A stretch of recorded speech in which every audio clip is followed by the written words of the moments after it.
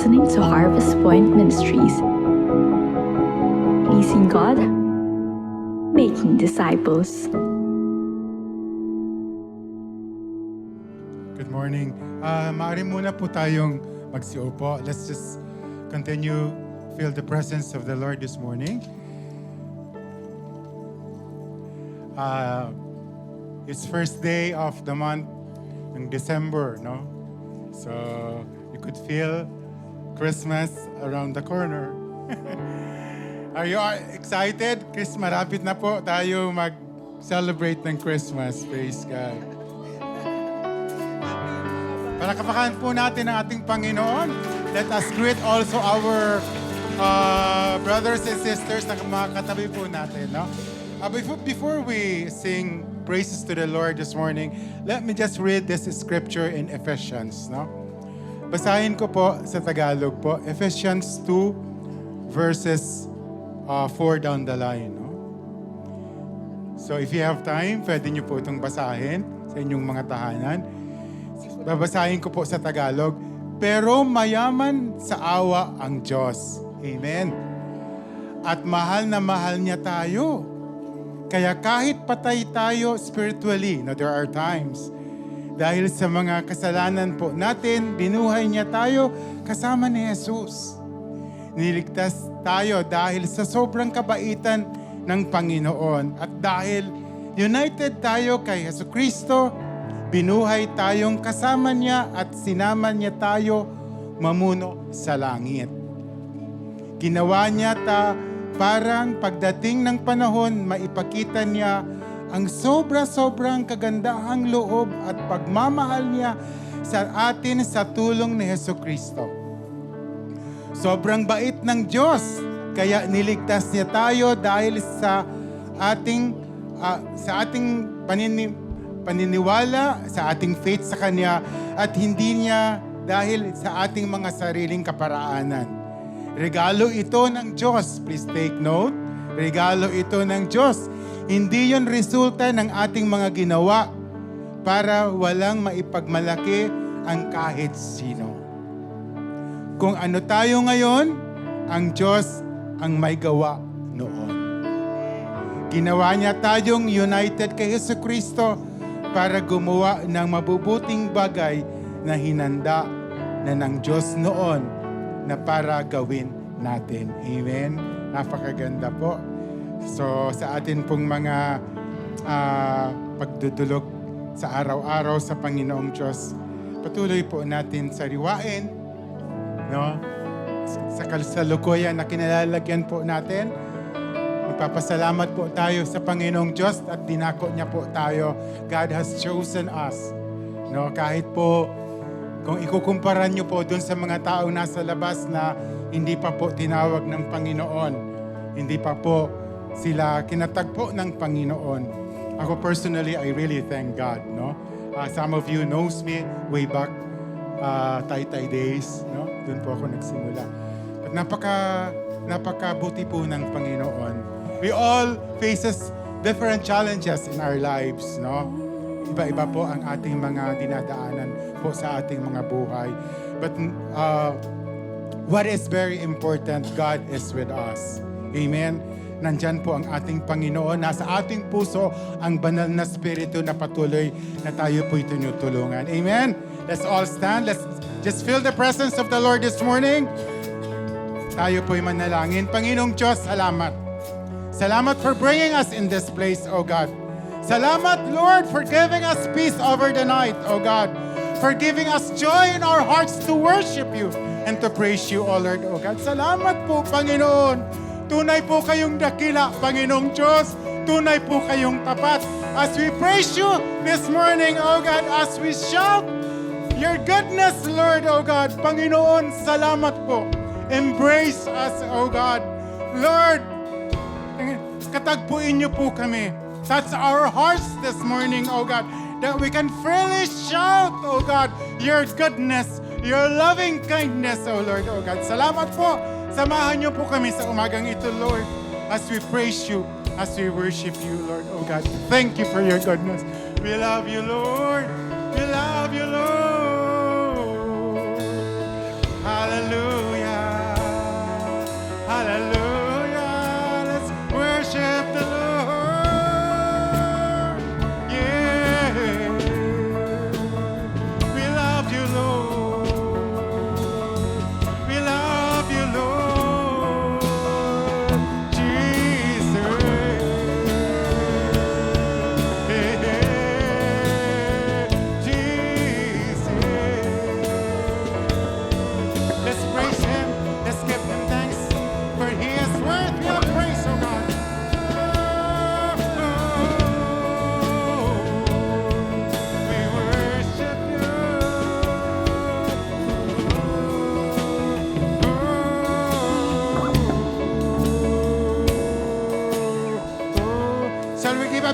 of applause to the Lord. Thank you.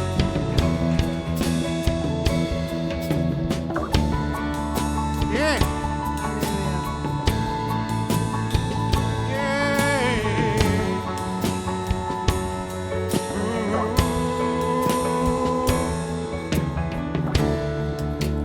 Everyone needs compassion, love that's never failing. Let mercy fall on me. Everyone needs forgiveness, the kindness of the Savior, the hope of nations.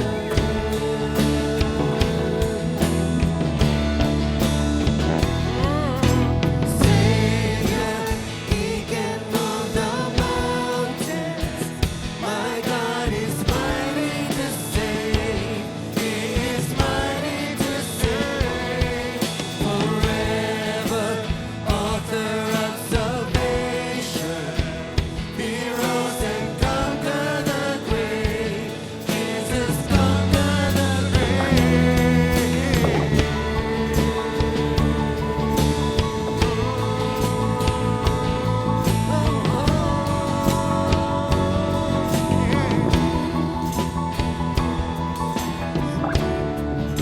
So take me as you find me, all my fears and failures. Fill my life again. I give my life to follow everything I believe in. Now I surrender. I surrender. Savior, King and move the mountain. My God is mighty to save. He is mighty to save. Forever, author of salvation. He rose and conquered the grave. Jesus conquered the grave. Savior, He can move the mountain. My God is mighty to save. He is mighty to save. Forever, author of salvation. He rose and conquered the grave. Jesus conquered the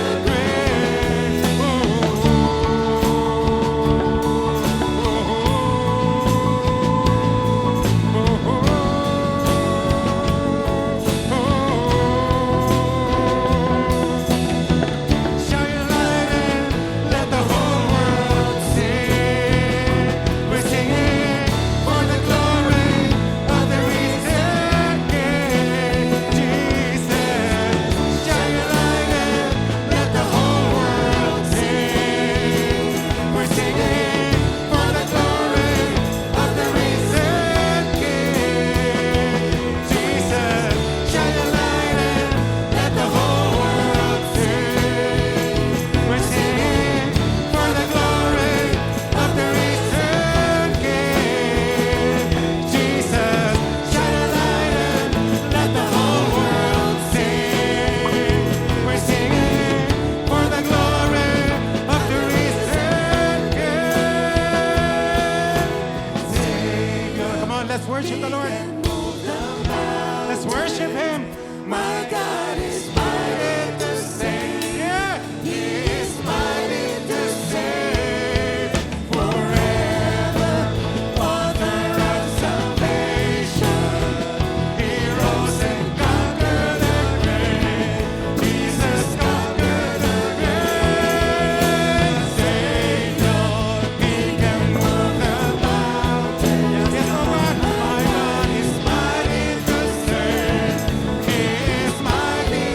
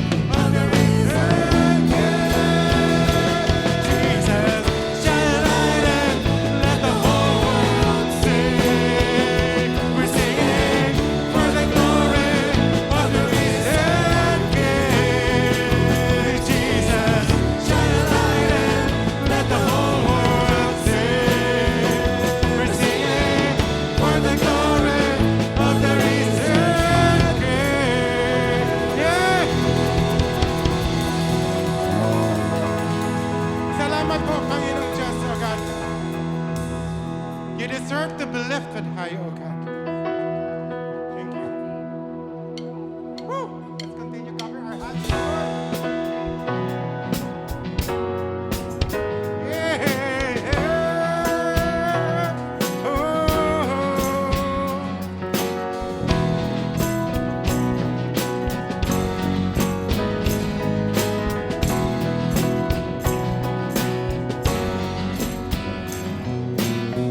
Before the world was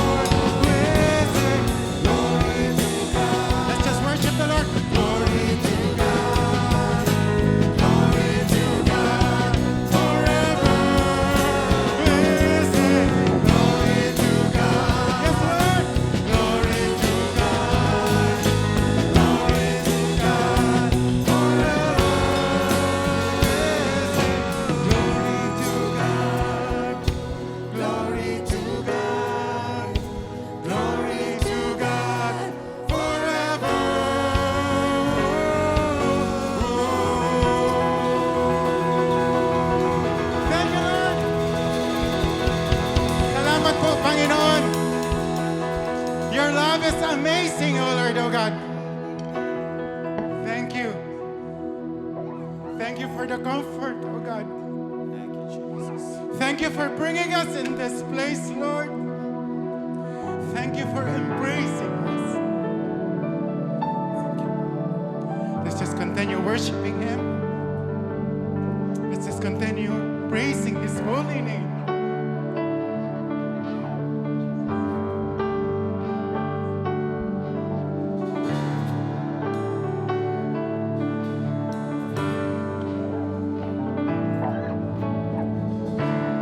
I'm forgiven, 'cause you were forsaken.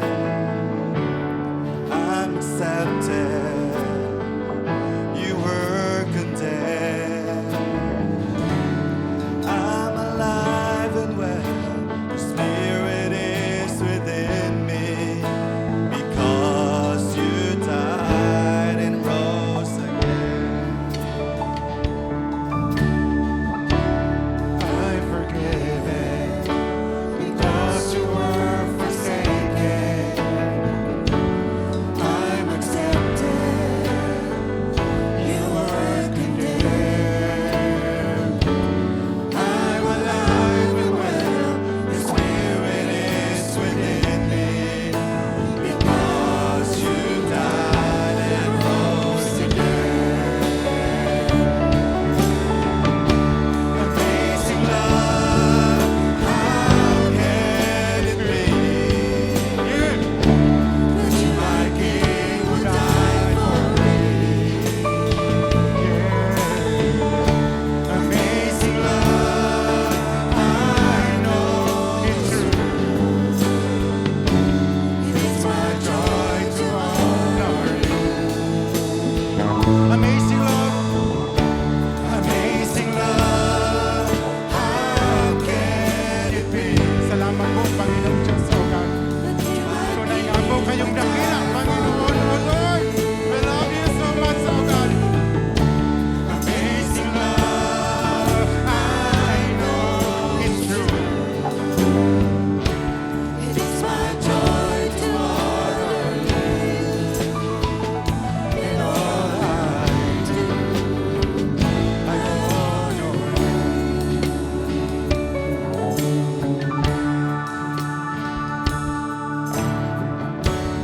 I'm forgiven, because you were forsaken. I'm accepted, you were condemned.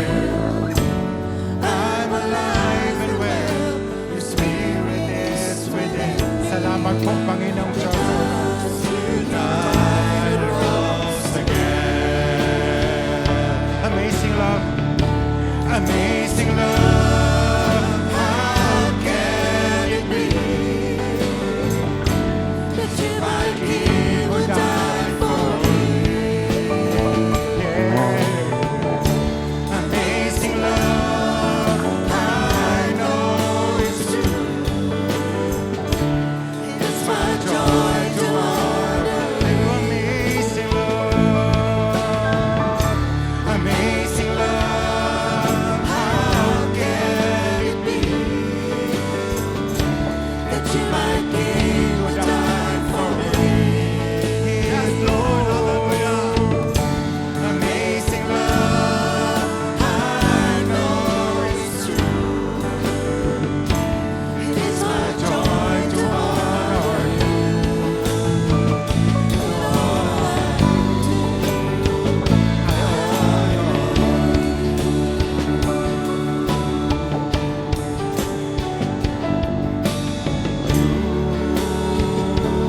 Are my King. Come on, let's sing to the Lord. Are my Jesus, you are my King. Jesus, you are my Jesus, you are my King. Jesus, you are my King. Amazing love. Amazing love, how can it be Yes, O Lord, O God. that you, my King,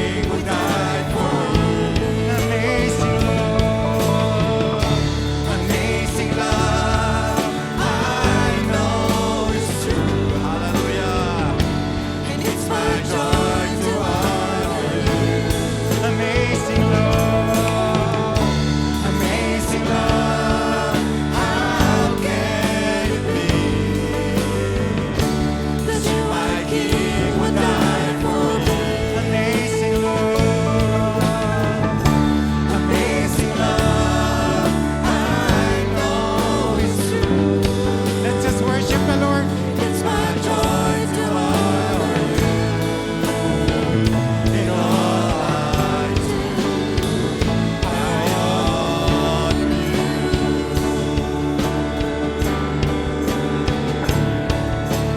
You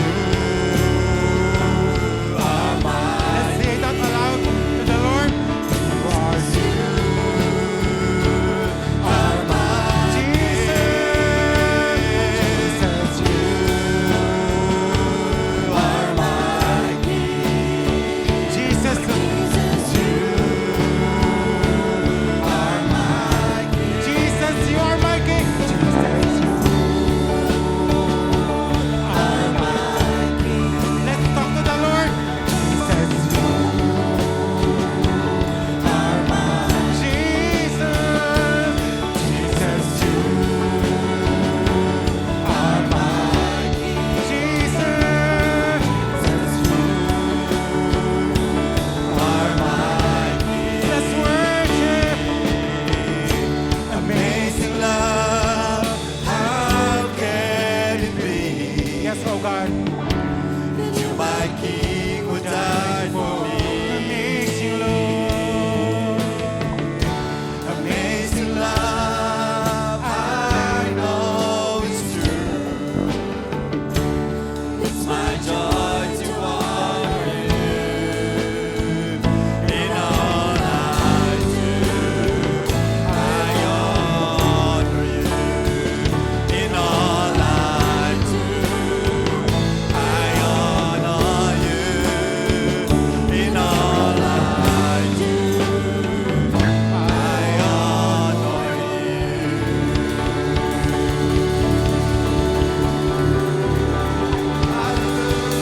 Salamat po, Panginoon.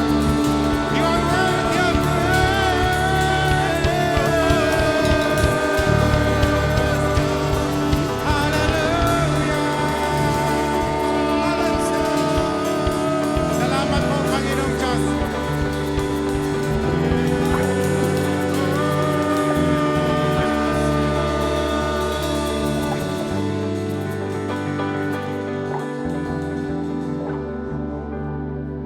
Your love is amazing. Thank you, Lord. Thank you. Thank you for embracing us, oh God. Sa aming dinadaanan sa araw-araw ng aming mga buhay, Panginoon. You are there with us. You are the great Emmanuel who is with us. Thank you for Eswan. Thank you for healing. Thank you for your love, oh God. Salamat po, Panginoon. Thank you for your faithfulness, oh God, dinadaanan po namin sa aming mga buhay. Tunay nga po kayong dakila at tapat sa aming mga buhay. Panginoon, salamat po, oh God, sa iyong pag-ibig sa amin, Panginoon. Thank you, Lord. Samahan niyo po kami, Panginoon, sa umagang ito. We are very much excited to hear your word, oh God. Fill in our hearts, oh God, at the moment we leave this place, oh God. Kasama po namin kayo. Patati po namin naaalala at naisa pamuhay ang mga naririnig po namin, Panginoong Diyos, na yung mga salita, oh God. Salamat, salamat po. We are careful to bring you back the highest praise and honor. In Jesus' name, amen. Woo! We praise you, Lord.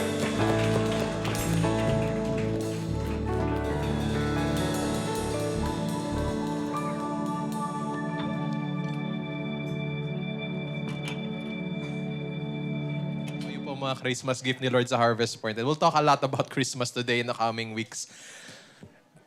Umandar yung metro at pumatak ho ang kalendaryo at anong petsa na po? Sabi nga nung ating paboritong Sunday singer, "But now, the end is near." Hindi yun ang kanta natin. Hindi yun ang team song natin ngayon. Tayo po ay nasa unang araw na po ng December. Ayan po. Kamusta ho ang mga December ho natin? Bago ho tayo dumako sa napakayamang salita ni Lord today, batiin mo na po natin ng magandang umaga ang bawat isa at paki-welcome po sila sa Harvest Point dito sa Kapasigan. Yan, magandang morning, December 1 na. The end is far. Gusto pa natin mabuhay. Gusto pa natin mag-celebrate. May anniversary pa tayo next year. Yes. Yeah, huwag niyo muna pangunahan si Lord. Yan. Alam niyo, sige, bati muna kayo. Sige, bati muna kayo. Nakakatuwa naman. Yan. At may mga mukha din akong di nakikita today. So kung may kilala po kayo na may sakit today, hindi makapunta today, inulan today, or may mga challenges today, huwag nyo rin kalimutan i-extend ang December 1 Christmas greetings natin sa kanila. Ano po? Yan. Sige po. Maya ho natin ituloy yan. After naman ng service, hindi naman tayo magmamadaling umalis ho dito. Pwede pa tayo. Nakakatuwa ho ang pagsalubong ng December 1 Pasko dito sa Harvest Point. Siyempre ho dito sa Pasig, may expression tayo of celebrating. At maraming salamat po at nakatikim ho ako ng panalong hot chocolate ngayong Pasko. Palakpakan naman natin ang Harvest Cafe sa lahat ng kanilang paghahanda at pinapasalamatan ko na sila kasi sa darating na mga linggo, mas marami pa silang lulutuin. So gayon pa lang which is very much in theme po, ang atin hong tema sa Pasko 2024 sa Harvest Point is that Christmas is a celebration. Alam niyo po, napakahirap po pakinggan tanggapin na ang Pasko ay pagdiriwang. Nawa hindi na bago ang katotohanan na number one, by its very nature, ang Pasko ay pagdiriwang. Dahil po pinagdiriwang ho natin ang birthday ng Panginoong Jesus, ang ating Panginoon tagapagligtas, hari ng mga hari. At pangalawa, palagi naman ho, kung hahanapin lang natin, this is a matter of faith, kung hahanapin lang ho natin, may mga dahilan pa rin ho na magdiwang ngayong Pasko. Ninyo po, ngayon nga lang po, napatingin ako sa aking kanan at may nakita po akong mag-ina na kumakailan lamang po ay nasa ospital. Pero salamat sa Lord, sila po ay nandito, malusog at masigla. Praise God! May lagi po naman may dahilan magdiwang po. At kung hindi man tayo maghahanap ng dahilan para maging celebratory o festive ang Pasko, then let's pray po. Let's just trust that the Lord will refresh us and always give us hope. Alam niyo po ba kapag may pag-asa ang tao, may dahilan para magdiwang? Sino po dito ang may konti pa, kahit konting isang piraso ng pag-asa sa puso nila this morning? Sino po dito may hope? Ba't nga alam mo dati yung hope stick ng sigarilyo yan. Ngayon talaga po thread of hope ang pinag-uusapan natin. Talaga kung may pag-asa ho tayo. And that's something still, panghawakan ho natin.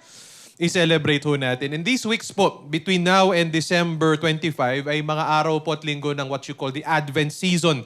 Sa kalendaryong Kristiyano, ito po ay yung paghahanda ho ng puso para ipagdiwang ang pagdating ng Panginoong Jesus. And dahil December 1 po, talagang Advent na po ang aking puso kanina. Pagising ko, para baga may kumantang Christmas Christmas carol sa aking isip kanina. Hindi naman sa may bahay yung narinig ko sa aking isip. Narinig ko Joy to the World. Pamilyar kayo sa Joy to the World? Hindi yung joy na tumalon Joy to the World.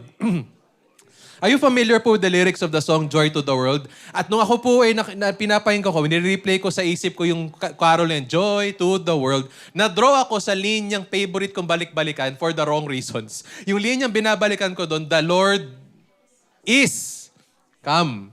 At ito na naman yung aking medyo makating isip po at napaisip ako, hindi ba wrong grammar yun? Siyempre tayo sa modern English kasi, dapat ang mas appropriate at mas alam natin gamitin sa linyang yun, the Lord has come. Dumating na ang Panginoon. Kaya lang po, bigla tuloy ako na pa-research at pabasa-basa kaninang umaga. At mabuti pala na ipanatili nating the Lord is come yun. Kasi, by the way, hindi scam The Lord is come. Dahil po kailangan natin galangin po yung panahon ng sumulat nung mas sinaunang English, acceptable ho yung ganong grammar. At ang ibig sabihin pala nun, may emphasis, may pagdidin. Hindi lang nila sinabing, dumating si Lord. Ang pag sinabi palang is come, parang naka-exclamation point, dumating na ang Panginoon. Ito ay pag-emphasize na hindi lang siya dumaan sa buhay-buhay natin o sa mundo natin. Hindi. Narito na siya. All caps. Kumbaga sa panahon ngayon, i-all caps mo at lagay mo ng 3 exclamation point at smiley emoji. Nandito na si Lord. Okay po ba yan? The Lord is come. At ano ang dulot, Ano ang dulot kapag si Lord ay nasa buhay natin? Pag si Lord ay nasa mundo-mundo natin. Ano yung title ng kanta? What's the first word? What do we celebrate? Joy. Pakisabi nga po, joy. Joy to the world. Kanino pong joy? Para kanino po yung joy? To the... Sino rito nakatira pa sa world? Nasa langit na po kayo? Hindi po. Alam ko po, pagising ko kanina, sa Pasig pa rin tayo. Nasa world. Parang, nandito tayo po sa mundo na to. At daw sinasabi natin, madilim, mahirap, magulo. Lalo na po sa politika ng Pilipinas, ang gulo-gulo ng bansa na ito. Meron pa rin hong pag-asa at may dahilan pa rin hong experience ang true and lasting joy. At salamat sa Lord at hindi ito nakadepende sa iyo o sino mang leader ng Pilipinas. Nakadepende ang joy kay Jesus. Amen. At ang sangi pong nating dapat gawin, this is a matter of faith, sabi ko nga po, yung kasunod na linya, let every heart prepare him room. Let every heart. Actually, may nauna pa pala doon. Joy to the world, the Lord is come. Let earth receive. Pwede na rin yun, rejoice. Receive. Tanggapin muna natin ang pagdating ng Panginoon. At paano? Di lang ho sa buhay-buhay ng buong mundo. Sinabi, this is very personal. Let every heart. Meaning to say, nangungusap si Lord sa bawat puso. At kumakatok siya ngayon. Sabi, nandito siya eh. Iskam na siya eh. Ang presensya, ang blessing ni Lord, nandito. Kumakatok siya sa puso mo right now. And tanong ay, pinapapasok mo ba? Ganda ng picture sa Revelation. Total yun naman ang teksto ng speaker natin today. Na ang Panginoon ho doon, ang Panginoong Jesus, ay hindi ho naninipa ng pintuan. Hindi ho niya pinipilit ang kanyang sarili sa buhay-buhay mo. Hindi ho siya naninigaw, pagbuksan niyo ako. Hindi ho siya namimilit kung ayaw mo. May choice ka naman eh. Kumakatok lang siya. Very gently, very lovingly, very respectfully pa nga. Pinapasok niya ang mga mundo-mundo buhay-buhay natin. Ang tanong, did we receive our King? Did we receive Him in our hearts? Let every heart prepare Him room. Yung buong puso ba natin, kung puso natin ay tahanan, ay bahay, bawat lugar ba sa ating tahanan, bawat lugar ba sa puso natin ay handa ho nating ibigay kay Lord? Kalusugan natin, karir natin, pag-aaral natin, kaperahan natin, kinabukasan natin, handa ho ba nating ibigay ito? Patirahin si Lord sa lahat ng mga kwarto-kwarto ng buhay natin. What part of your life have you not surrendered to the Lord today, where He is not King in your heart today? Give it to Him. The Advent reminds us po that, kumakatok siya, papasukin mo na kasi siya. Hayaan mo na siyang maging hari. Dahil siya naman ay hari. Hindi naman tayo, sino man pong pinuno, siya po ang nararapat ho maging hari. And final note na lang po about our Advent reminder, bago ho tayo dumako sa announcements, is this. Sa Revelation, yung atin pong libro na focusan ho ngayon, o isa sa mga dadaanan ng speaker ho natin, may vision ho dyan, may pangako ho dyan. Sa Revelation chapter 21, if you have your Bibles with you, pero doon na lang siguro, basahin ko na lang po sa inyo, verse 4. Ito yung hope. And He, Jesus, will wipe away every tear from their eyes, and there will no longer be any death, there will no longer be any mourning or pagluluksa or crying or pain, for the first things have passed away. And He who sits on the throne said, Behold, I am making all things new. And He said, Write, for these words are faithful and true. Ang Pasko ho ay hindi lang ho sa panahon ngayon. Ang Pasko ho ay forever. Ang Pasko ho, sabi nga ng isa pang Christmas carol, ang Pasko ay sasapit. Sasapit pa ho ang Pasko. Hindi lang ho sa inyo, kundi sa lahat ho na nangangailangan kay Kristo. Ang maganda ho dito sa pangako na Revelation, at balik lang ako sa ating minamahal na bansang Pilipinas na kay gulo-gulo. Gusto mo na gumibap sa Pilipinas, Traffic, hirap, politika, social media. Ba't umasa ho tayo? Tayong nandito pa sa Pilipinas at tinawag ni Lord na maglingkod dito sa Pilipinas na darating ang panahon na mananahan din ng Panginoon at maghahari din sa Pilipinas. At ang mga luha ng mga Pilipino, dito o sa ibang bansa man, kasi may mga OFW rin ho tayong minamahal, papawiin ang mga may sakit. Hindi na ho kailangan ho umaray at gumastos ng milyon-milyon ho sa ospital. Ang mga may hirap ho, hindi na lang pababayaan ho dahil at gagamitin kapag eleksyon. At tayo po ay hindi ho na ho maghihirap ho sa buhay. Darating ho ang langit sa lupa. Magkakaroon pa ho ng mga Pasko sa Pilipinas. Hindi yung tradisyonal na Pasko o Pasko nais natin, kundi yung Pasko ng Panginoon. Na maghari na finally ang Panginoon sa minamahal nating bansang Pilipinas. Pag-pray natin. Pag-pray ho natin, simulan ho natin sa magagawa natin bilang mabuting Pilipino ngayong darating ho na eleksyon. At bilang sa pang-araw-araw, kahit wala mang eleksyon, paano kayo naging mabuting Pilipino, pamilyang Pilipino? Araw-arawin ho natin ang Pasko sa Pilipinas. Mabalik po ako sa celebration. In Harvest Point ho, because joy has come into our lives, we will celebrate Christmas. Ang December ho natin po ay napahaganda ho because dalawa lang po ang announcement ko po sa atin today. Dalawang petsa ho sa Disyembre nais ko po markahan, tandaan ho natin. Ang una po ay December 14. Nakakatuwa ho na bago ho mag-Christmas party, may kabi-kabilang Christmas party ho dyan, pati yung mga small group ho natin, praise God. Pero yung atin home Christmas party, pampamilya, kung saan lahat kayo ay imbitado ay sa December 15. Pero bago yun, may December 14. At ikalawang taon na ho natin, December 14, Sabado ho yan ng umaga, lahat kayo invited tumulong makisaksi.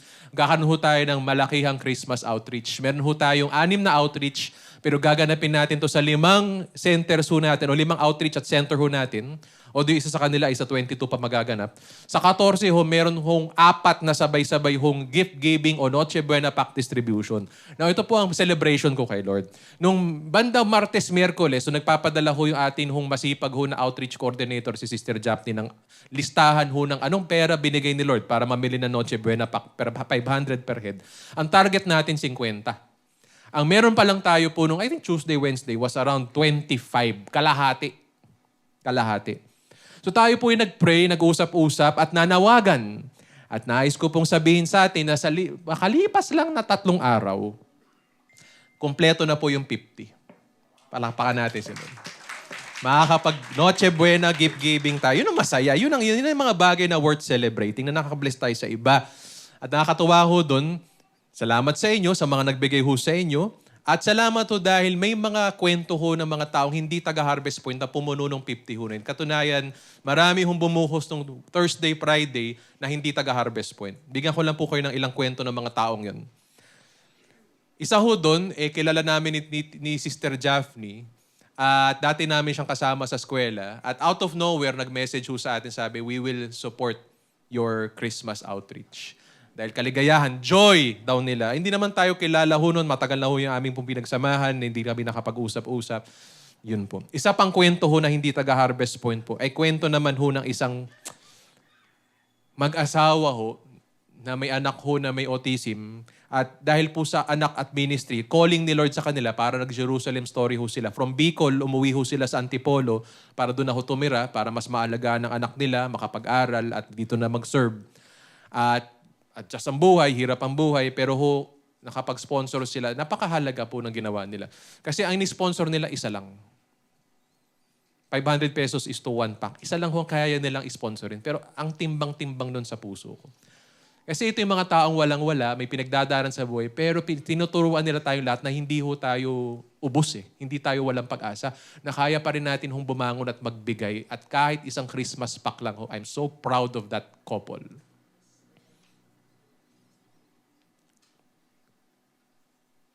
And may isa pa hong nagbigay ho doon na hindi Christian.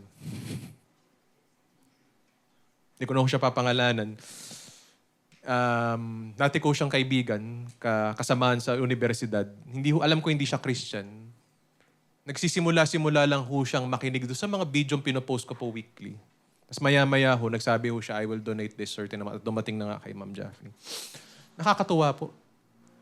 Ang joy, nakakahawa ang joy. Siguro ang punto ko lang ho, ngayong Advent, damahin ho natin ang joy. Hanapin ho natin, pagsikapan, i-share natin yung joy. At sa December 15, isang service lang ho tayo dito po. Dito gagawin ang ating Christmas celebration, 9 o'clock ho. Sana kompleto ang handlo, kayo pong mas malapit ho dito. Ang sarap na magdiwang na alam mong na-share mo na yung joy mo kay Lord sa iba. Mas kompleto yung kaligayahan natin.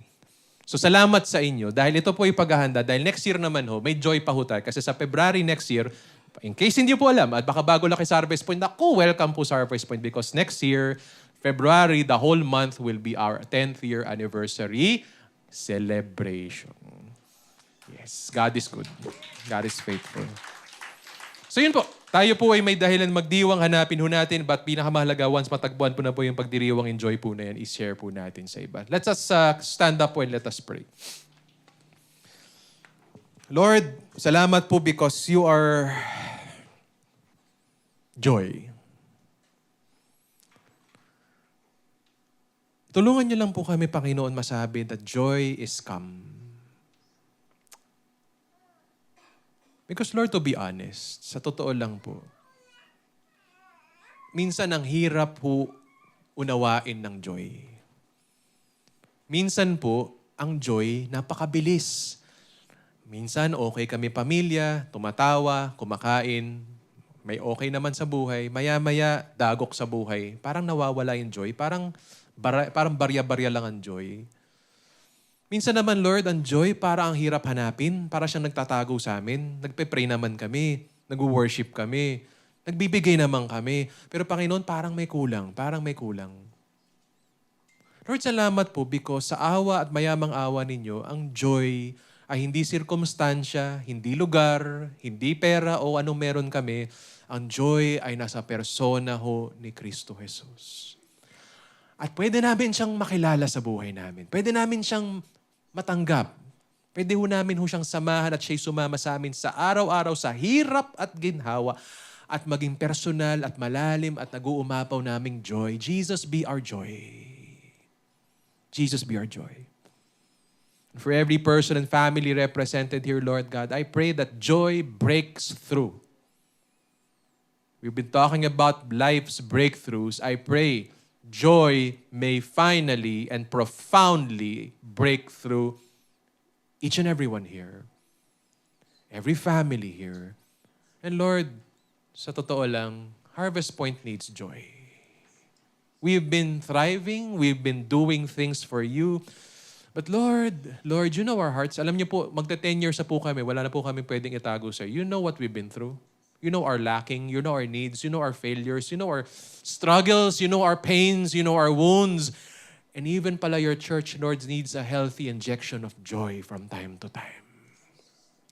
So Lord, December pa lang, 3 buwan bago mag-Pebrero, 2 buwan bago mag-Pebrero, Lord, hiyaan nyo na, injectionan nyo po kami ng joy ni Kristo.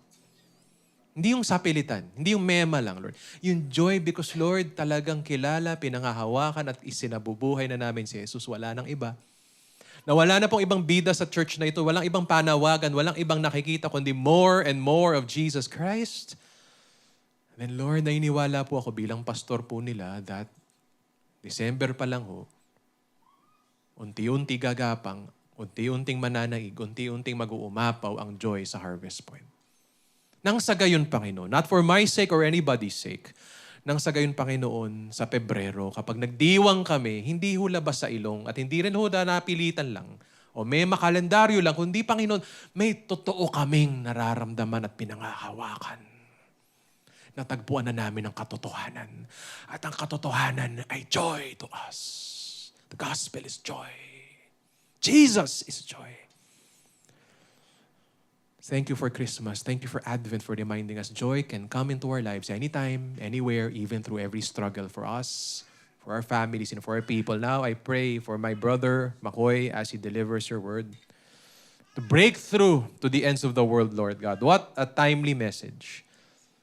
What a timely message, Lord God. Na sana, hindi lang po, Lord God, kami ang mag-breakthrough, but kayo ang mag-breakthrough to the ends of the world. That every knee shall bow, every tongue will confess with joy, Jesus is Lord.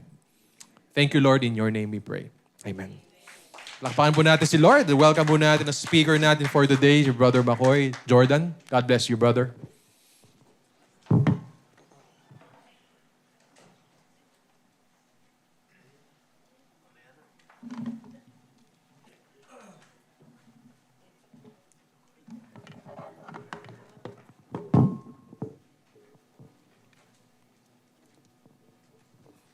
Magandang umaga po sa ating lahat.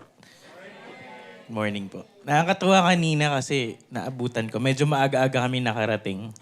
And there were already people here eating and laughing, sharing stories sa bawat isa. Nakakatuwa yung ganun kasi alam niyo po ba, share ko lang, in one of my courses dati nung nag-aral ako sa ATS, sa isang seminary, is ina-explain nila yung importance to be present in a church around at least 10 minutes before the worship starts. Kasi worship is not just yung singing songs, it's not just prayer, it's not just yung preaching or yung talk, kundi worship is living out. And it's beautiful na we hear out what other people lives out.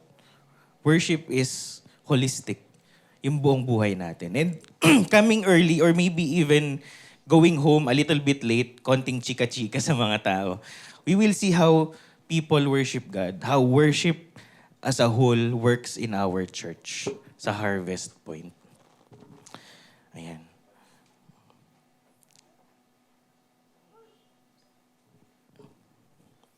Thank God kasi ito yung isang time na talagang na-invite ulit ako to speak. Although nung nakita ko yung assigned book or passage, nagulat ako at medyo kinabahan kasi ang hirap.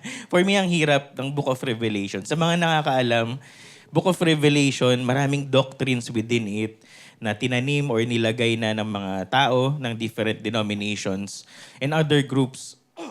Kung sino yung nakakaalam dito, yung mga pre-trib, post-trib, mid-trib, ininterpret na nila yung beast daw dati. Si George Bush, yung beast. Tapos naging si Obama. Tapos yung 666 daw, credit card dati. Tapos ngayon naging chip. Chip na ngayon.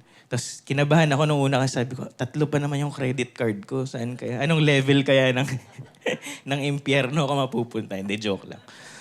So, ang daming interpretation. Kumbaga, roaming around the Book of Revelation. Pero I would like to remind din, and reminder din to sa akin while I studied this and reading, no, na it is literally a letter.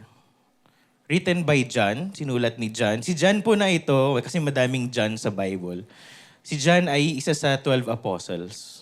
John the Beloved, siya mismo, yung sumulat din ng 1st, 2nd, and 3rd John. Siya rin yun. Sinulat niya ito sa 7 churches sa Asia. At itong Asia na ito ay nandoon sa, ang bansa na ngayon na ito ay Turkey. Kung familiar po kayo sa bansang iyon. Itong 7 na churches na ito ay doon pinadala or pinabasa. Ito po ay prophetic unveiling ni Jesus Christ. Kumbaga, ang purpose nito talaga is to give hope at encouragement sa early Christians na nag-face ng persecutions. Kasi yung Asia noon ay hindi naman talaga familiar with Christ, with Jesus. Kaya hindi alam ng mga tao. So pinapersecute sila, inaaway sila. And it also reveals yung eternal supremacy ng ultimate na plano ng ating Diyos sa ating lahat. At ang pagkatalo ng evil at ang pag-establish ng kanyang kingdom. Naalala ko, meron akong isang ka-work dati sa campus ministry. They were praying as a group sa Vietnam. And then, ang kwento niya, exactly ang kwento niya, pagmulat ng mata namin, may mga pulis na sa paligid. And then, dinampot sila isa-isa, dinala sila sa presinto nila. Doon sa isang city sa Vietnam. Bawal pala doon yung mga Christian gathering. And nung narinig ko, sabi ko, anong ginawa? Kinulong ba kayo? Ganyan.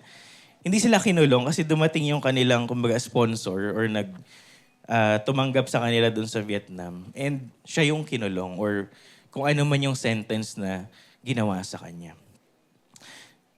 Inisip ko nun, meron pa rin pala talagang ganun, no? Na mga bansa or may mga lugar. Ako medyo konti lang yung experience ko. Kung naalala niyo yung kasagsagan ng umbrella movement sa Hong Kong, dati. May time no napunta ako sa isang lugar sa China. And then, habang nag-gather kami, may napapansin kami laging nagjo-join na isang lalaki sa likod. And then, in-approach siya ng mga leaders namin ng time na yun. And then tinanong siya, why are you here? And then, Sumagot siya, nakikinig lang, ganun. Pero eventually, na-discover nila, spy pala. Kasi binabantayan pala nila yung mga gathering na marami. Kasi nga, ayaw nilang umabot sa lugar na yun ng China, yun nangyayari noon sa Hong Kong. Kasi alam niyo ba yung umbrella movement na yun, kung naalala niyo, yung mga nagra-rally against the occupation of China sa Hong Kong, ang mga leader noon ay mga estudyanteng Kristiyano. Sila yung meron mga tagong story noon na tinorture yung iba kinulong, yung iba dinala sa mainland China, hindi na narinig.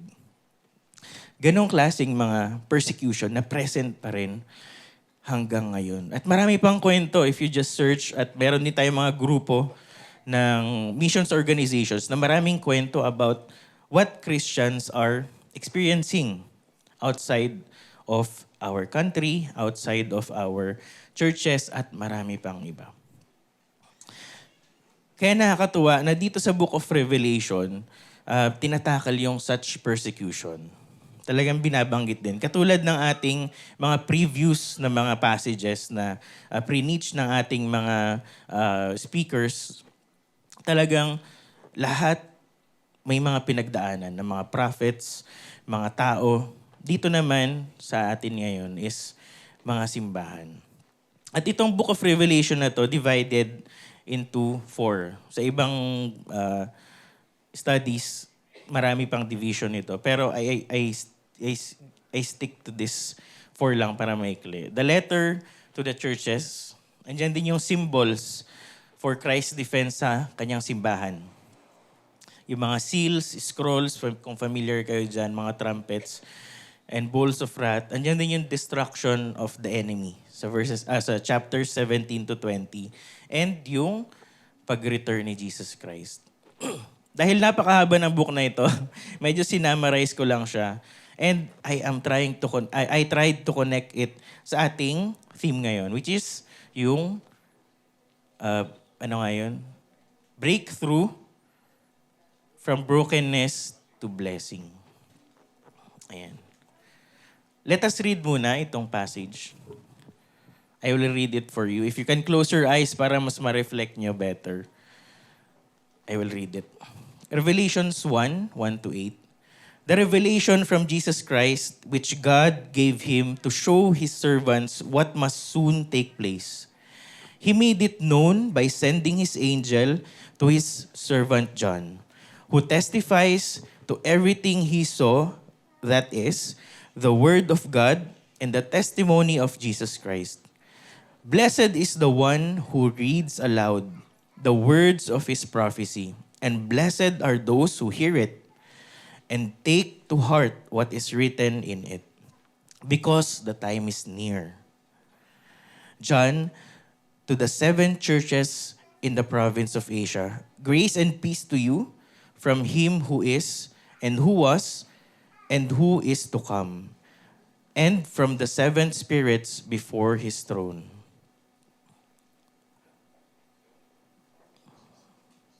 And from Jesus Christ, who is the faithful witness, the firstborn from the dead, and the ruler of the kings of the earth, to him who loves us and has freed us from our sins by his blood, and has made us to be a kingdom and priests to serve his God and Father. To him be glory and power forever and ever. Amen. Look, he is coming with the clouds, and every eye will see him, and even those who pierced him. And all peoples on earth will mourn because of him. So shall it be. Amen. I am the Alpha and the Omega, says the Lord God, who is, and who was, and who is to come, the Almighty.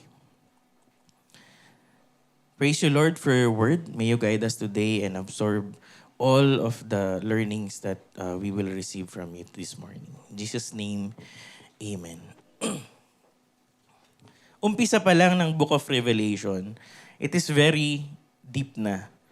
Ang ganda pakinggan na dito pa, sa umpisa pa lang, pinaproclaim na ni John, how mighty, who is God.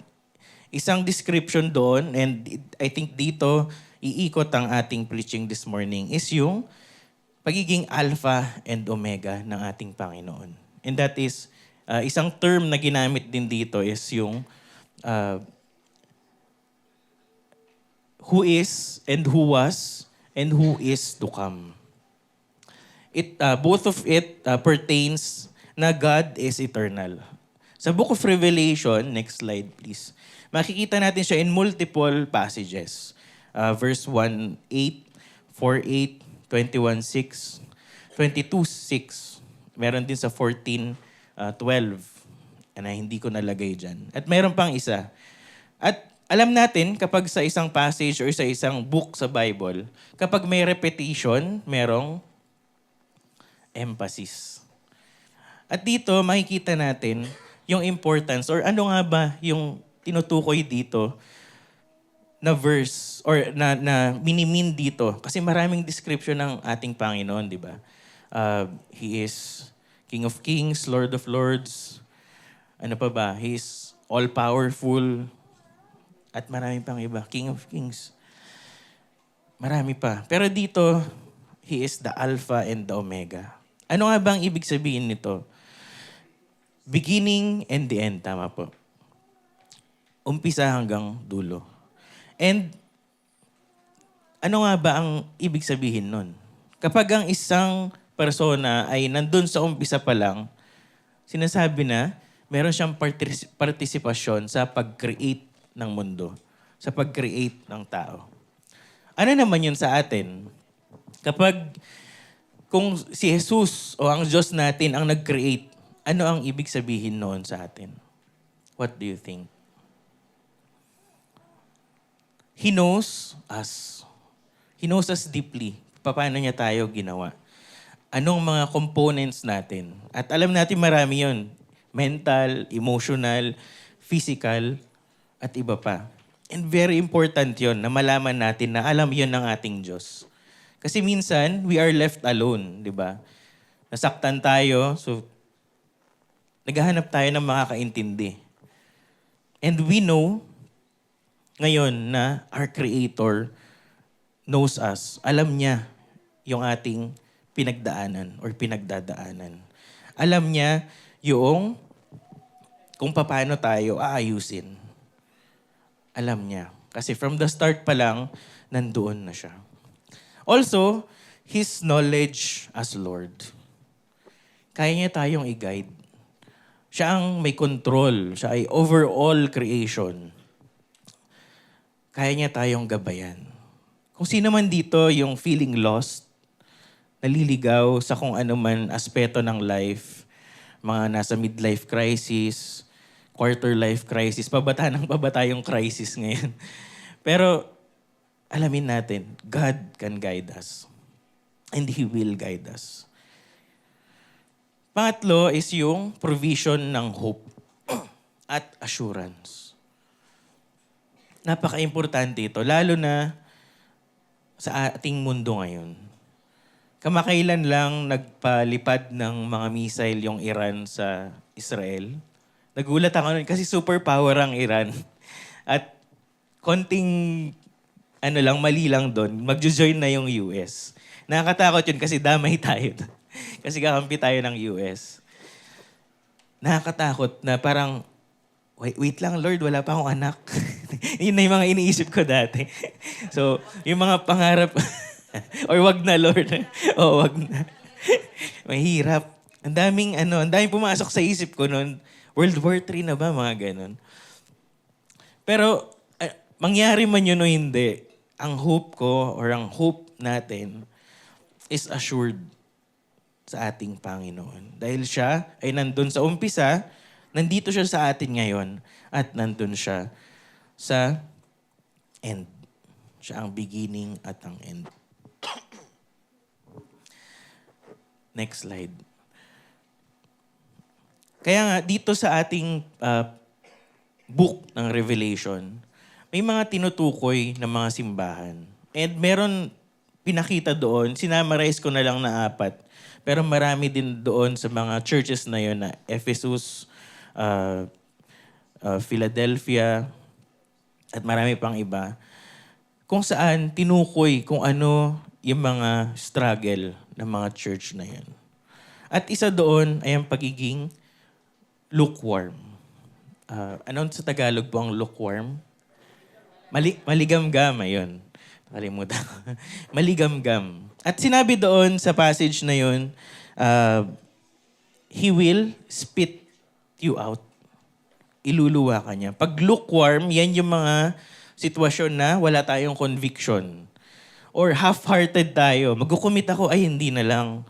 Or nasa commitment ka na tapos hindi mo naman binibigay lahat. Ganon yung ibig sabihin ng lukewarm or half-hearted. Kulang sa conviction. Sinasabi doon ng Panginoon na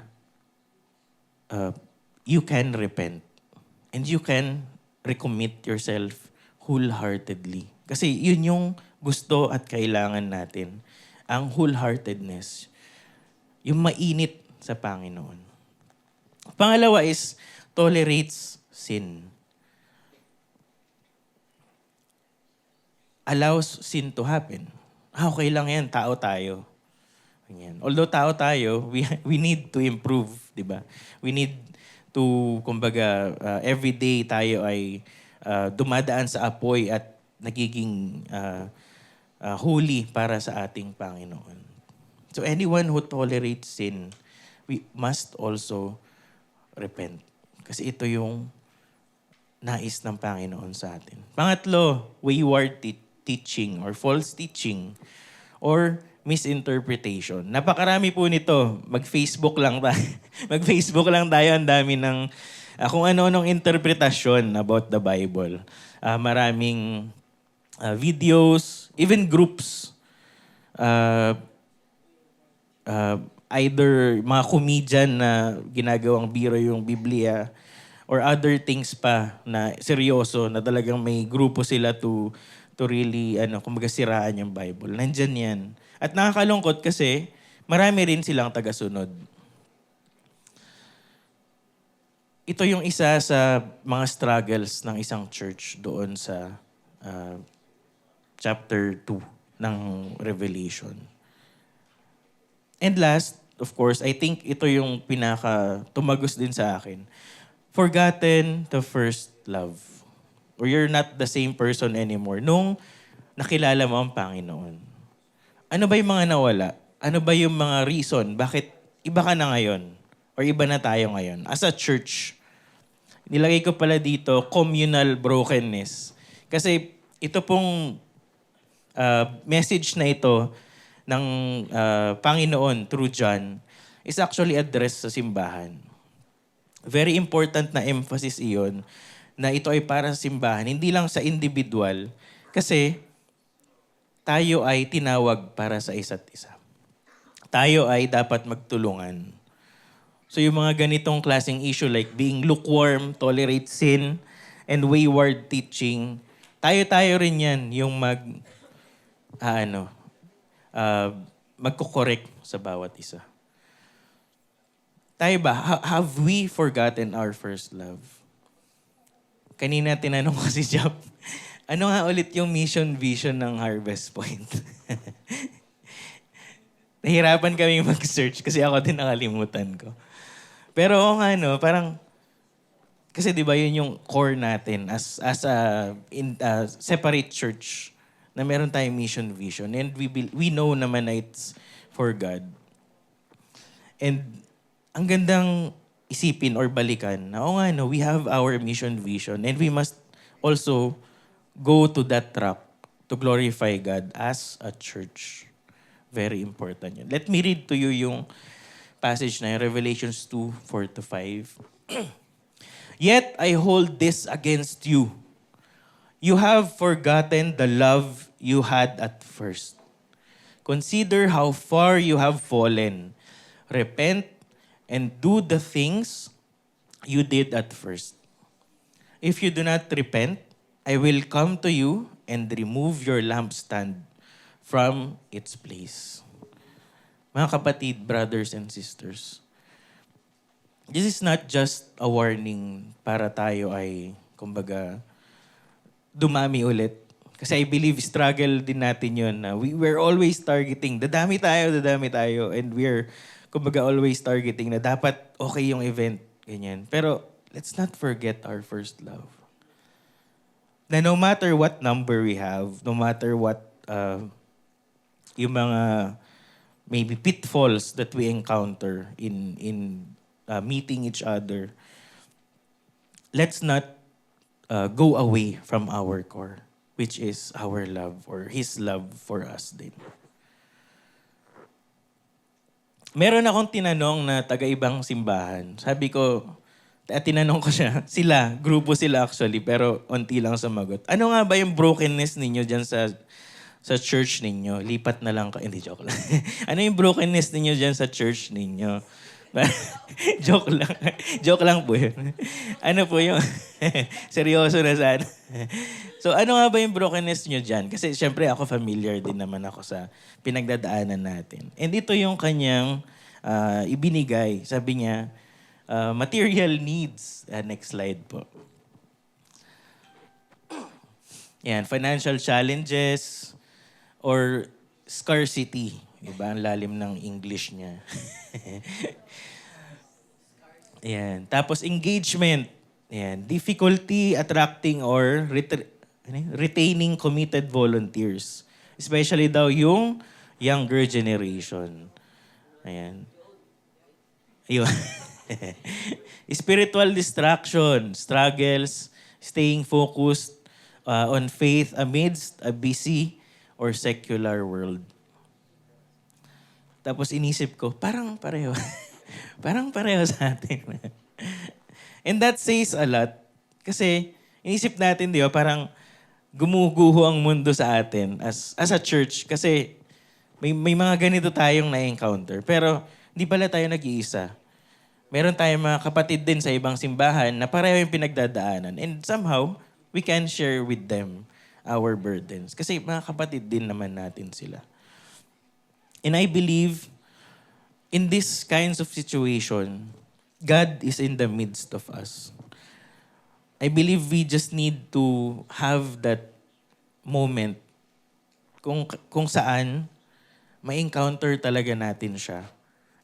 Maybe in small groups natin, maybe as a group, as a whole. And yung mga struggles na ito, hopefully and prayerfully, will slowly be resolved din. Mga kapatid, God is in the midst of our brokenness. And we are also called to correct one another. We are called to encourage one another sa mga ganitong situation. Next slide po. Familiar na tayong lahat dito siguro. Baka nagamit na ito sa mga naunang preaching. It is kintsugi, yung art ng pag-restore ng broken pottery sa Japan. And in the midst of yung mga kwento natin about brokenness, yung mga struggles natin as a church, yung mga hirap mag-commit, yung mga hirap hirap magbago para sa Panginoon. Alamin natin na ang Diyos ay nakikinig sa inyo. And no matter how broken we are, God can restore us. No matter how struggling we are, God can restore us. And katulad nitong sa kintsugi, God can restore us and increase our value because He loves us. And He can, of course, heal us and restore us. Nung ina-explain ko to sa isa kong kaibigan dati, tinanong niya, paano kung at my deathbed ba yung term niya, hindi pa rin ako na-heal, sabi niya. Bago siya mamatay, wala pa rin nangyari sa mga brokenness na pinagdadaanan niya. Inisip ko, I mean, may mga taong ganun na talagang hirap na hirap sa buhay, kung ano man yung pinagdadaanan nila. And walang nangyayari. And then, eventually, after some time, nagkita kami ulit. And he said, yun yan, na-encounter niya ang Diyos. And he said, it's enough. Kahit ano man yung brokenness na meron siya, na pinagdadaanan niya, and he's, I believe, healing from it. It's enough na God is with him. And I think yun yung isang important part. Na it's not really how broken we are or how we are healed or restored, but it is who handles us. And that is, in our case, God. Napakagandang illustration nito sa atin para ma-realize na oo nga, no, it's not how I look, it's not about my past, it's not about what I am going through. Kahit na in our world, di ba, yun yung tinitignan ng mga tao. Sad that it's as it may seem, it is different from God. And He will see us as His creation, no matter how broken we are. Next slide po. After brokenness, or in the process of brokenness, God wants us to have a breakthrough. And hindi lang breakthrough. In-emphasize ko dito yung transformative na breakthrough. Yung makapagbabago talaga sa atin. Kasi imaginein natin, natapos nga yung isang event, pero wala naman ng Diyos doon sa event na yun. I mean, hindi siya namagitan or wala siya doon in the midst of that event. Or sa breakthrough na yung iba't ibang kumbaga happening sa mundo. Yung mga tinatawag nila na victory sa tawag nito sa mga gera na nangyayari ngayon. Pero at the end of the day, is God there? Is God supporting that kind of tragic approach sa kapwa-tao? Marami. Pero dito, it's God in the breakthrough.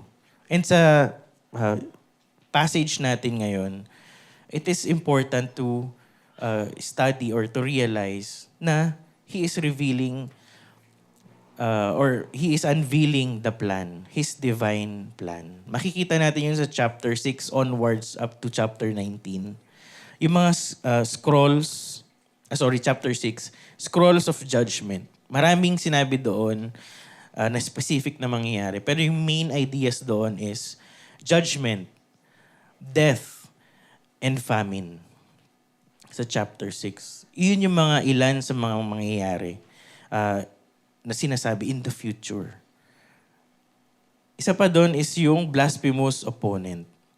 Merong power and authority. Itong beast, ito yung beast na tinatawag nila sa chapter 14. Siya ay isang leader or teacher at maraming nag-follow sa kanya. At nakakalungkot isipin kasi marami siyang naloko. At marami siyang, kumbaga, nadala sa kanyang side. Kasi he is a blasphemous opponent. Maraming, kumbaga, present ngayon na ganito. Sa Pilipinas pa lang, may mga ilan na ganito na. Nagtuturo ng iba, sila yung Diyos, sila yung Kristo.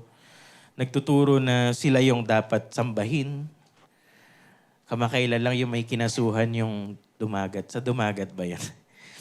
Sinasabi niya sa yung Jesus Christ. At marami pang iba na mga blasphemous, na mga pangyayari or mga false teachers na tinatawag natin. And yung isa pa is sinful destruction. Isa sa mga chaos or unimaginable chaos na binanggit dito is yung mga sin na normalize na sa ating society. Itong mga sin na ito ay sexual sin, yung corruption, napakatalamak nito sa gobyerno. Sexual sin, pag mag-scroll tayo social media, ang daming mga links na kung saan napupunta, na-scam pa tayo. Madami pang iba na mga situation. And itong mga ganito ay of course, gawa ng kaaway sa atin. Itong mga ito ay kailangan magkaroon tayo ng breakthrough. And uncontrollable as it may seem, God is with us in, kumbaga, breaking through. Kasi una, next slide po, God is our salvation. God's salvation. Yung faith natin sa worthy Lamb na ito. Itong verse na ito, they were really crying to God. Kasi merong seal na kailangang i-broken para maumpisahan na yung judgment day at makapiling na natin ang Diyos. Pero walang worthy. At dumating itong lamb na ito. And this lamb is Jesus Christ. Mga kapatid, we need Jesus Christ for breakthrough ng ating life, ng ating buhay, ng ating simbahan. We need Jesus Christ in every path of the way natin. Pangalawa is assurance in Christ. Sa chapter 7, sinasabi doon yung pag-preserve ng kanyang people. Na despite all the temptations na nabanggit ko kanina, sexual, corruption, and everything, God will preserve His people. Sino nga ba yung people niya? Of course, yung mga naniniwala sa Kanya. And in this breakthrough, there is certain or sure na victory in Christ. Merong unimaginable power. Kanina, di ba, may unimaginable chaos.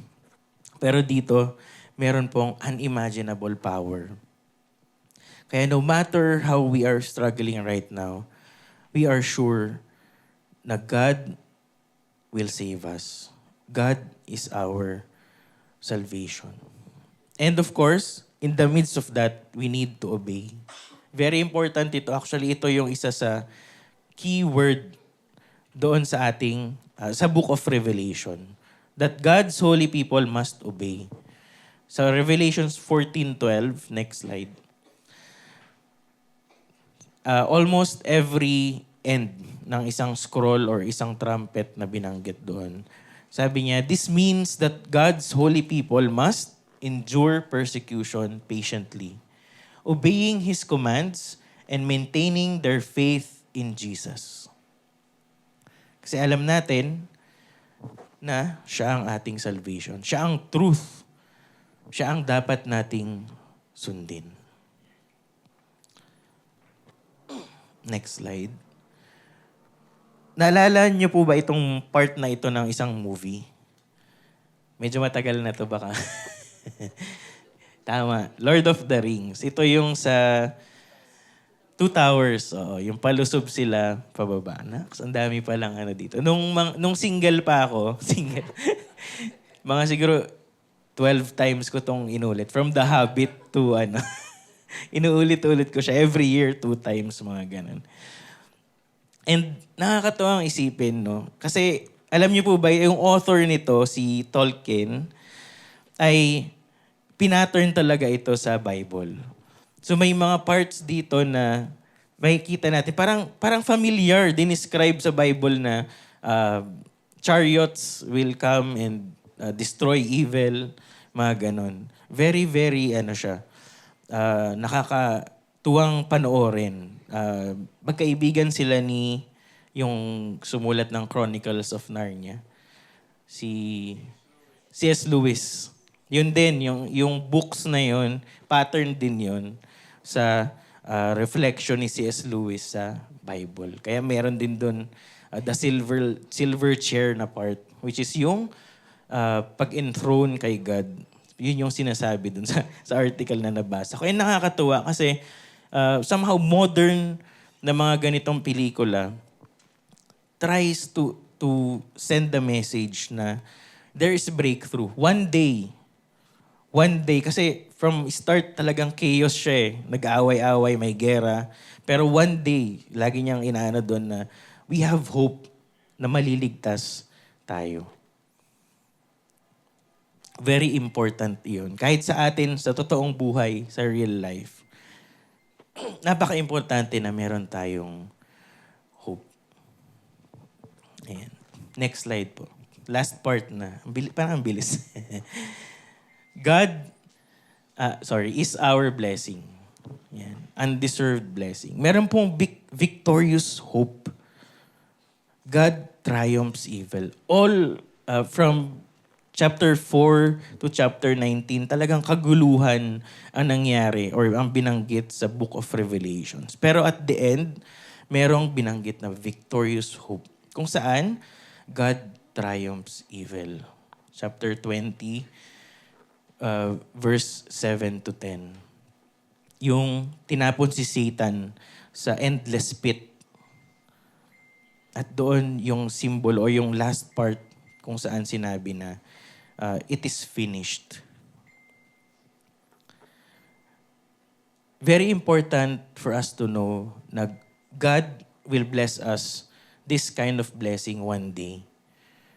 Kasi kahit na siguro isipin natin on our personal lives na level, meron tayong mga, kumbaga mahirap tanggapin na failures, yung mga disappointments na nangyari sa life natin.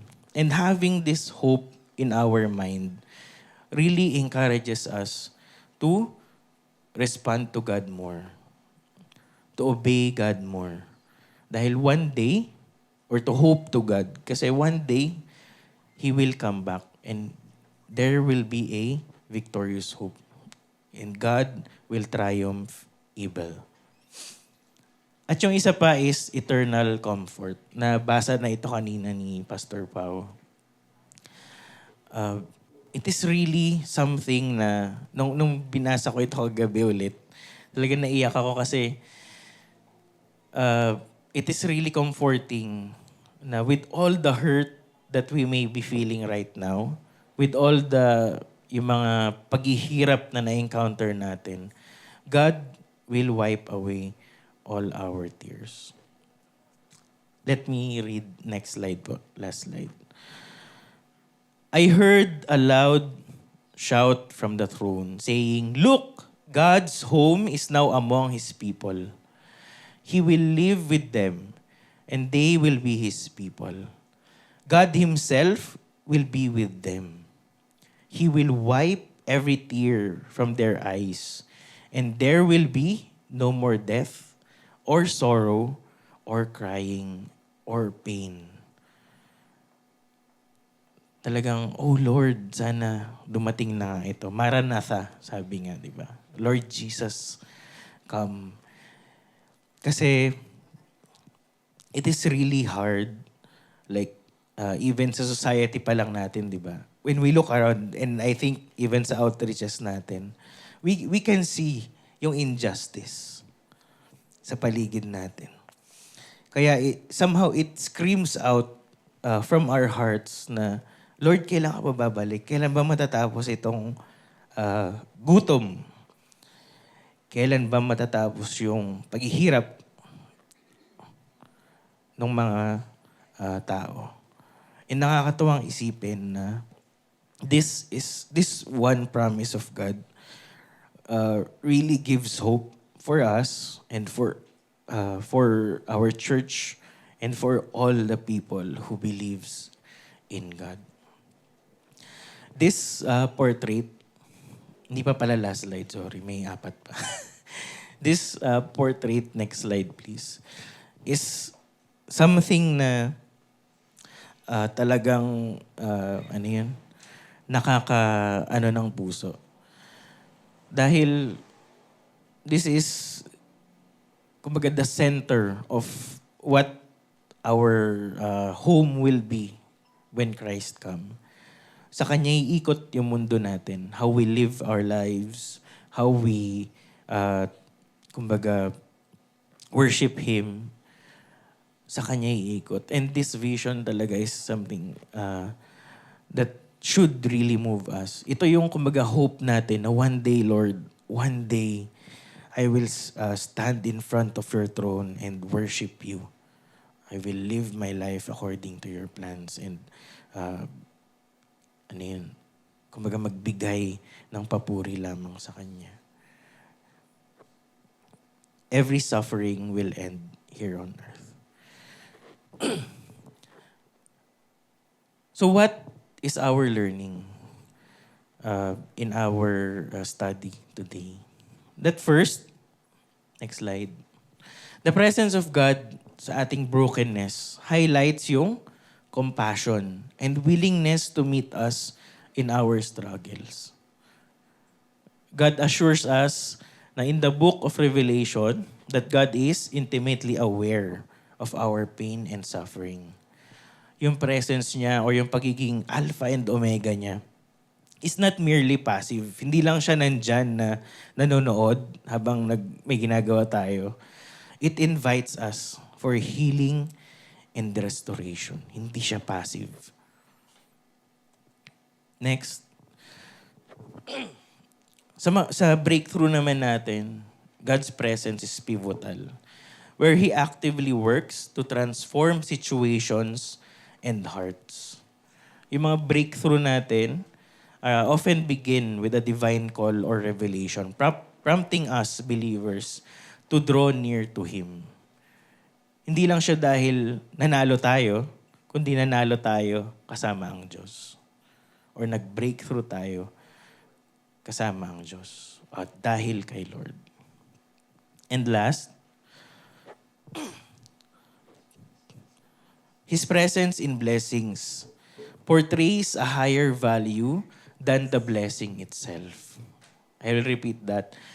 His presence in blessings portrays a higher value than the blessing itself. Yung biblical narrative illustrates that God's blessings are not only material, but also spiritual, providing peace, joy, and fulfillment of His plans. These blessings serve as reminders of His faithfulness and encourage believers to live in gratitude and obedience. And I will go back dun sa main verse na sinasabi ko kanina, no? He is the Alpha and Omega. He is the beginning and the end. And as we hope every day, I believe every day meron tayong hino-hope, no? Paggising natin sa umaga, Lord, sana hindi umulan.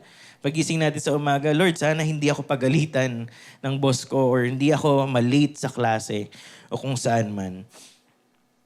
Sa hopes na yon, it builds in us yung hope na ultimate hope natin to be with our God one day. Yung ultimate hope natin that we will be with our God, worshiping with other believers, glorifying Him in every step of the way. And let us pray.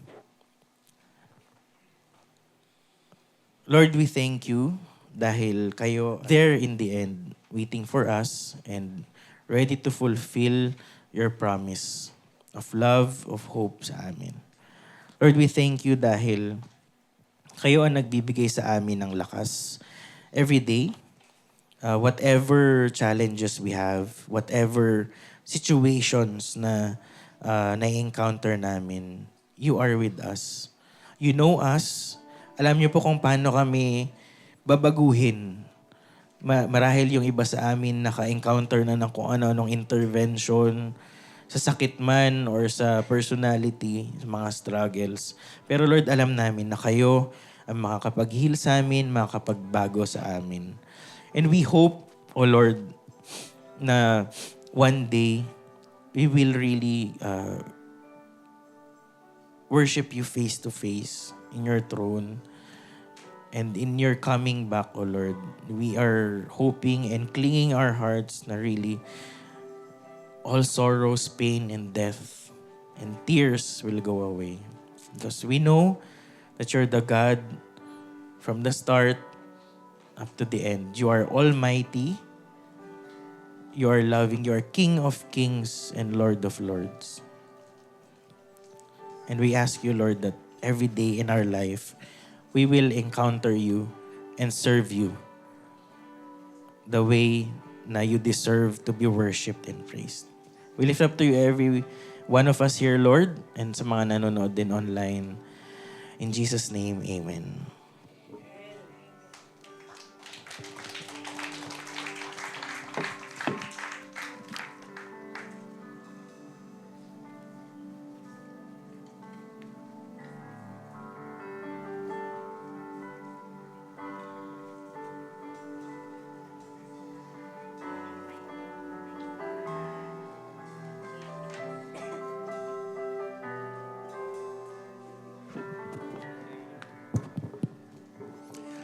Salamat, kapatid, Brother McCoy.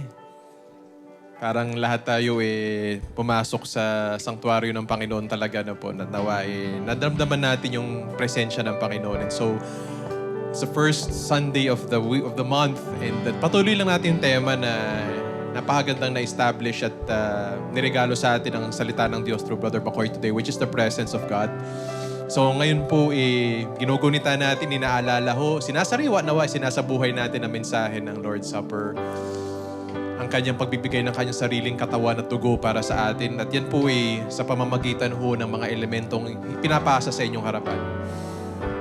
At habang ginagawa ito, at ihanda ang puso natin, samahan lang po natin ang ating worship team sa isang awit na na-pray at maka-minister sa atin.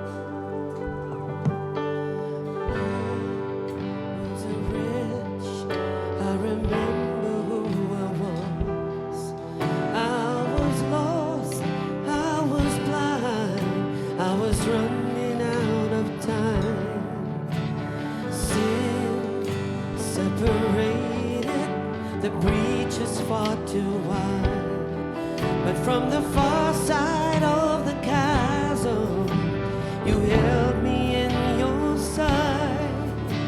So you made a way across the great divide.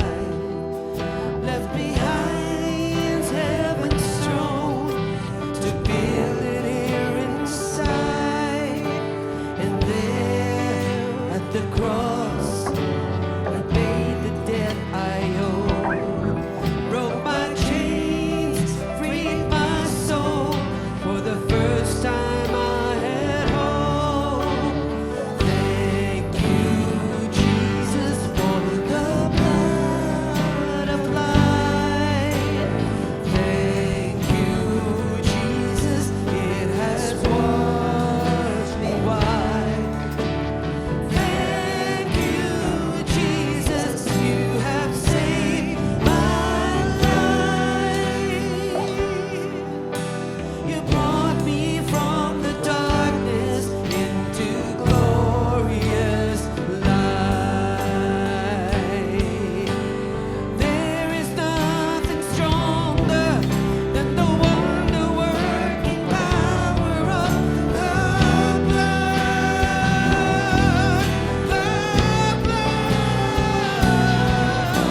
That calls us sons and daughters. We are ransomed by our Father through the blood.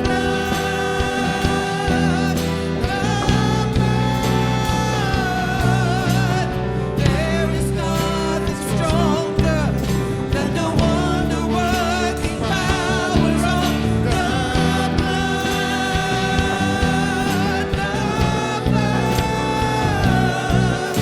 That calls us sons and daughters.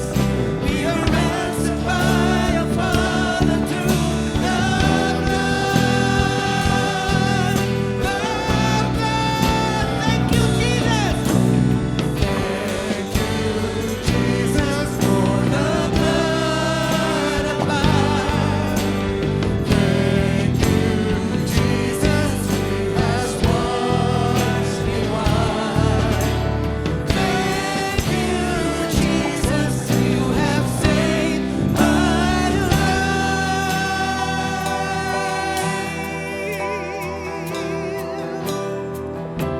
You brought me from the darkness into glorious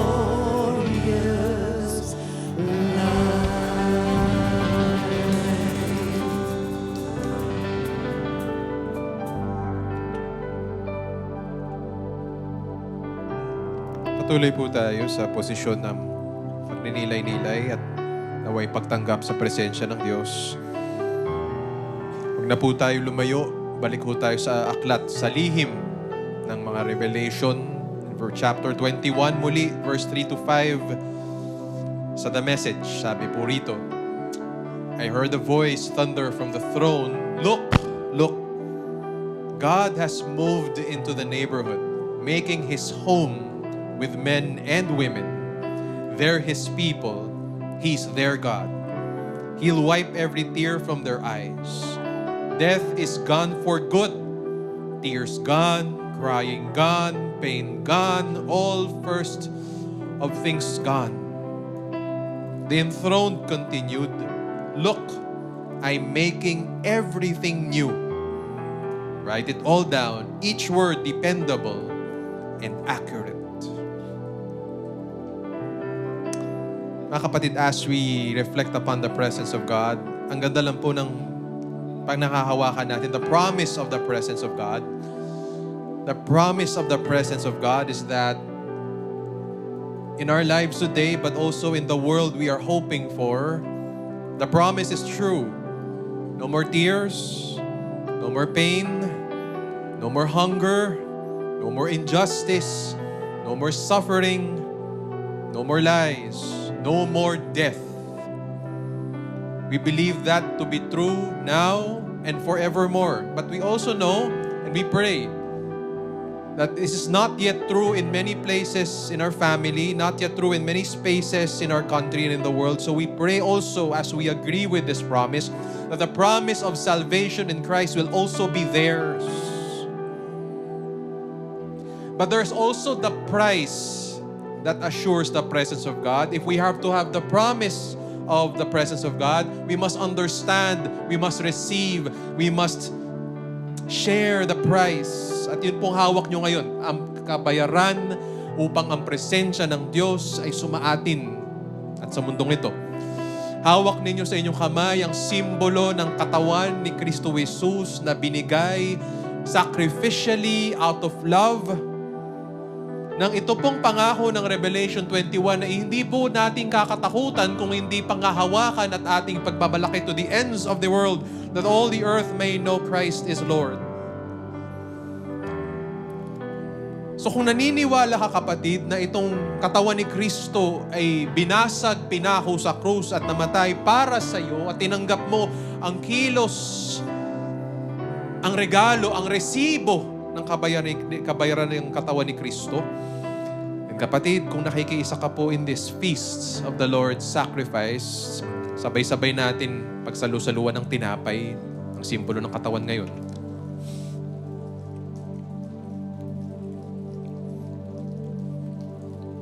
And because the price has been paid, represented by the body of Christ, as represented by the bread ng ginuyapon na tinanggap natin, we are now the people of promise.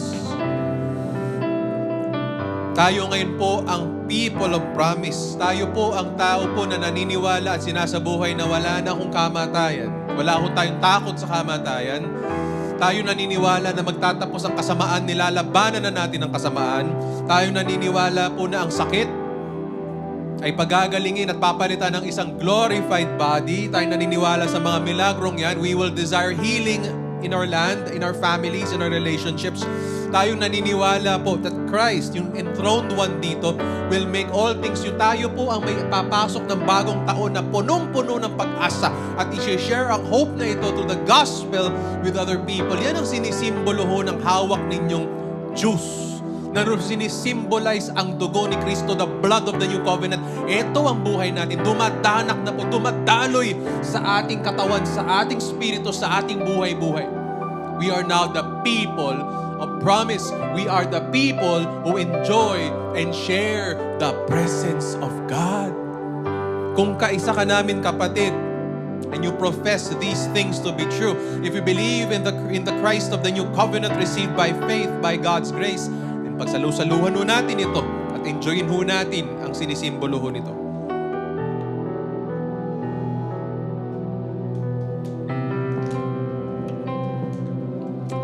Mga kapatid, mga kapamilya, tayo po tayo at ialay natin ang ating sarili sa panalangin. Kapatid, thank you. Lord, thank you for the message today delivered by your servant, Brother Makoy. Gandang reminder, Panginoon, that yes, there is brokenness in the past. Today, there is brokenness. We will encounter more brokenness, but the breakthrough is the presence of God. Hindi talaga to depende sa anong tingin namin o nung nakikita namin o nararamdaman namin. Hindi ito nakadepende sa feeling namin. Minsan talunan kami. Feeling namin na overwhelmed kami sa dilim, sa kasamaan, sa hirap ng buhay. sa sakit, Panginoon. Ito lamang, ang buhay lamang ay nakadepende, ang breakthrough lamang ay nakadepende sa kung sino ang kasama at karamay namin sa mga panahong ito. Sa aming panahon, Lord our God, na kami po ay nakaratay sa ospital o sa deathbed namin, na Lord, umaasa kami pero wala pa yung glorified body. What it matters, sino ang nasa bedside namin. And though mahal kami ng asawa at anak at kapatiran, nandito ang Panginoon, akap-akap kami sa panahon ng aming kahirapang pisikal, mental, spiritual. Ang aming manggagamot ay hindi lang magpapagaling, siya ay magbibigay sa amin ng bagong simula sa bagong katawan at bagong spirito. Sa mga nagugutom ngayon, mga kapatiran ko pong naghihigpit ng sinturon ngayong Pasko at hindi makarelate sa mga pagdiriwang sa paligid nila, it does not matter anymore. Lord, ano man matutukot namin o hindi, we don't say this romantically, we say this truthfully. Emmanuel, Christ is our everything. He is our wealth and our abundance. Hindi ho kami mga nahihibang o disconnected sa realidad. Natagpuan na namin, Lord, the great prize that cannot be hidden, and that is Jesus. Natagpuan na namin ang tunay na yaman sa buhay, at ang yamang yaon ay si Kristong palagian namin kasakasama at ine-enjoy. Nawa ma-enjoy namin itong samahan namin, kayamanan namin kay Kristo. In the presence of God in this country of great injustice, in this world of oppression and persecution, lahat ho ng mga puwersa ng kadiliman nagtutulong-tulong para ho pabagsakin ang inyong pong katwiran at patahimikin ang inyong simbahan. Panginoon, may you be present intimately, personally, transformatively, amazingly in your churches, Panginoon. Buhayin niyo ang mga iglesia niyo, Panginoon, na maging mga propeta ng katotohanan at katwiran, na maging priests, Lord, interceding, bringing people to Jesus. May your church, Lord, be like kings, leaders, totoong influencers in their family, in their schools, in their spheres, bringing to them the presence of God and His message, O Lord. And again, Lord, always keeping in the back of our heads and our prayers, ang Harvest Point, Lord, tatawid na sa ika-10 taon niya, Panginoon. Samahan niyo po kami. Samahan niyo po ang iglesyang ito. Samahan niyo po. Damayan niyo pa nga po ang iglesyang ito. At bigyan ng isang dakilang 10 taon pang hinaharap. Because hindi na to nakadepende sa kung sino-sino kami at ilan kami o anong mga plano namin. Ang mahalaga, ang breakthrough ng church. Kasama ba namin kayo? At sa church na ito, naniniwala ko now more than ever, si Kristo na po, hindi lang ang kasama, si Kristo na po ang hari at pinuno at siyang kalahat-lahat ng church na ito. And so Lord, we will be excited. Christmas will be filled with joy because we have Emmanuel. God is with us. Send forth your people. Lord, pahayuin niyo po kami rito. Hindi po kayo mawawala. Paglabas ang pintuan dyan, nandyan po kami. Kasama po ninyo. Pagpunta namin sa kotse, pagsakay ng jeep, kasama nyo pa rin kami. Pagharap, Lord, sa trabaho bukas, kasama nyo pa rin kami. Lord, pag kami po nagkasakit, kasama nyo pa rin kami. Kapag, Lord, may umaway sa amin, kasama nyo pa rin kami. Pag, Lord, na-stress na kami at bibigay na, kasama nyo pa rin kami. Lord, pag wala na po kaming magawa, maisip, kasama nyo kami, Lord. Sa tagumpay o sa hirap, kasama nyo kami, Panginoon. Yun ang presensya ng Diyos. Yan ang breakthrough. And so may we all break through this week until magkita-kita ulit kami for more of your breakthroughs next week. In Jesus Christ's name we pray. And your people will say, Amen. Amen. Palakpakan natin si Lord lang. And go with the presence of God. God bless you. Jesus, for the blood of life. Thank you, Jesus, it has washed me white. Thank you, Jesus, you have saved my life. Brought me from the darkness into glorious. Thank you, Jesus, for the blood.